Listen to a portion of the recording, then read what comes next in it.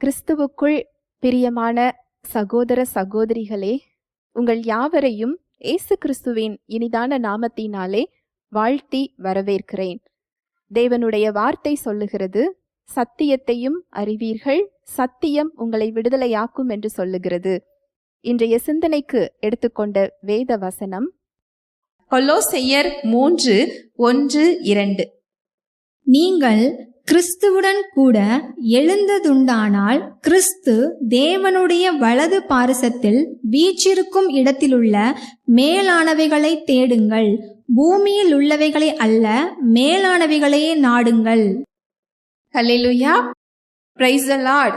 நீங்கள் கிறிஸ்துவுடன் கூட எழுந்தது உண்டானால் கிறிஸ்து தேவனுடைய வலது பாரிசத்தில் வீற்றிருக்கும் இடத்திலுள்ள மேலானவைகளை தேடுங்கள், பூமியில் உள்ளவைகளை அல்ல, மேலானவைகளையே நாடுங்கள். இந்த மேலானவைகள்னா என்ன, அதை ஏன் நாடணும், எப்படி நாடணும், இன்னைக்கு நம்ம பார்க்க போறது அதுதான். முதல்ல மேலானவைகள்னா என்ன அப்படின்னு ரொம்ப அழகா அந்த வசனம் சொல்லப்பட்டிருக்கு பாருங்க. நீங்கள் கிறிஸ்துவுடன் கூட எழுந்தது உண்டானால் கிறிஸ்து தேவனுடைய வலது பாரிசத்தில் வீற்றிருக்கும் இடத்தில் உள்ள. இயேசு கிறிஸ்து எதற்காக மனிதனாக இறங்கி வந்தார்? எதற்காக தேவன் மாம்சத்தில் வெளிப்பட்டார்? யோவான் 10:10 வாசிக்கலாம்.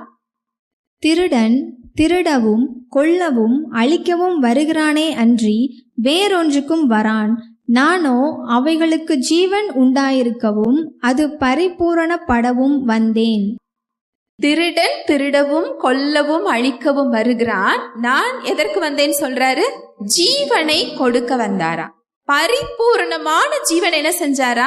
தர வந்தாரா. இந்த உலகத்துல ஆதாம் மூலமாக வெளிவந்த ஒவ்வொரு மனிதரும் எந்த இயல்போட தான் வந்தாங்க? பாவ இயல்பில் தான் வந்தாங்க. மனிதர்கள் வாழ்ந்து கொண்டிருந்தாங்க, ஒரு குறையுள்ள ஒரு வாழ்க்கை வாழ்ந்து கொண்டிருந்தாங்க. நோய்களோடு, கட்டுகளோடு, பாவங்களோடு, சாப விளைவுகள்ல, இருளின் பிடியில ஒரு குறையுள்ள ஒரு வாழ்க்கை மக்கள் என்ன செஞ்சுக்கிட்டு இருந்தாங்க? வாழ்ந்துகிட்டு இருந்தாங்க. இதை மேற்கொள்ளக்கூடிய பரிபூர்ணமான ஒரு வாழ்வு கொடுக்க வந்தாராம். நம்ம எல்லாம் வாழ்ந்துகிட்டு இருந்தது அவருடைய பார்வையில எப்படிப்பட்ட வாழ்க்கைனா, ஆவியில் மரித்த ஒரு வாழ்வு. தேவன் இல்லை அப்படின்னாலே அதுக்கு பேர் என்ன அப்படின்னா ஆவியில் மரணம் அர்த்தம். ஏன்னா அவருடைய பார்வையில ஜீவன் சொன்னா அவருடைய வாழ்வு மட்டுமே. ஹல்லேலூயா, பிரைஸ் தி லார்ட். இந்த வாழ்வை தான் அவர் கொடுக்கிறதுக்கு நமக்கு என்ன செஞ்சாரா? வந்தாரா.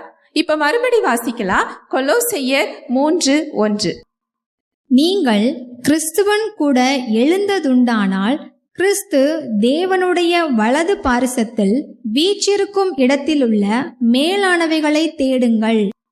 இந்த வசனத்துக்கு ஆங்கில மொழிபெயர்ப்புல எப்படி போடப்பட்டிருக்கும் அப்படின்னா, நீங்கள் கிறிஸ்துவுடன் கூட எழுந்தது உண்டானால் கிறிஸ்து தேவனுடைய வலது பாரிசத்தில் வீற்றிருக்கும் இடத்திலுள்ள மேலானவைகள் அப்படிங்கிற இடத்துல அவர் சிலுவையில வாழ்வு கொடுக்க வந்தேன்னு சொன்னார் இல்லையா, பரிபூரணமான வாழ்வு தர வந்தேன்னு சொன்னார் இல்லையா. இந்த பரிபூரணமான வாழ்வு போடப்பட்டிருக்கும், தேவ வாழ்வு போடப்பட்டிருக்கும். இரண்டாவது ரோமர் 8:11.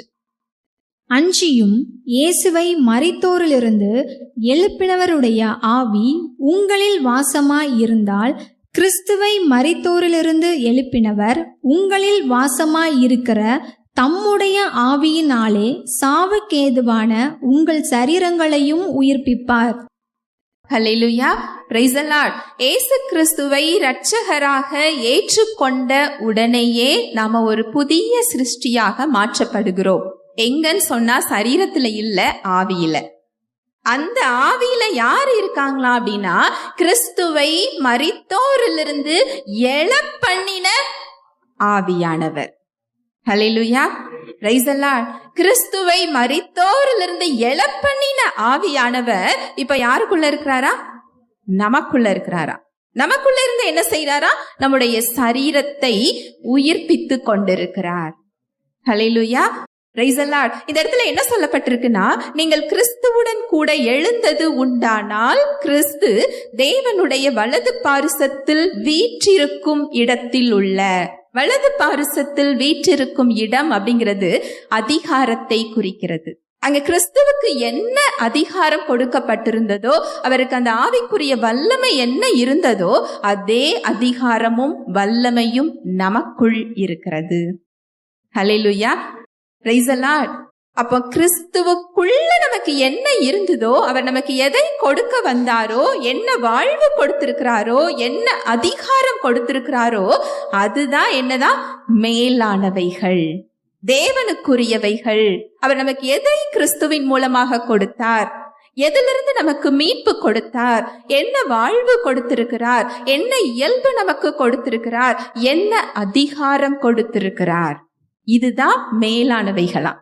ஹல்லேலூயா, பிரைஸ் தி லார்ட். மொத்தமா சொல்லணும் அப்படின்னா கிறிஸ்துவினுடையவைகள் எல்லாம் மேலானவைகள். ஹல்லேலூயா, பிரைஸ் தி லார்ட். இதை தேடுறதுதான் மேலானவைகளை தேடுறதாம்.